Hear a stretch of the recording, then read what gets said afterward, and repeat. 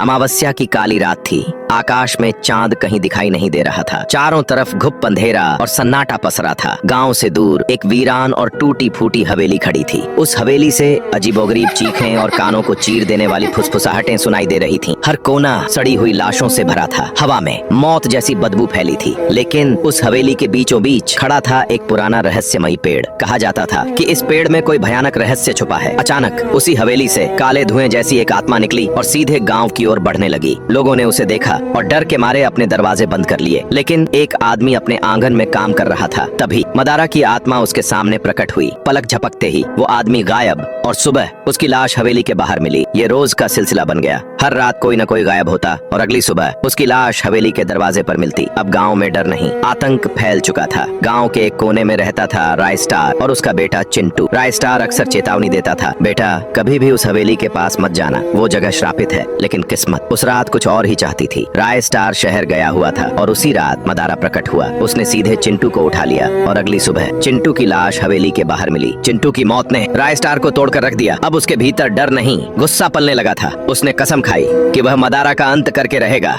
अब सवाल ये है, क्या राय स्टार इस खौफनाक आत्मा का सामना कर पाएगा? जानने के लिए कमेंट में लिखो आत्मा का आतंक।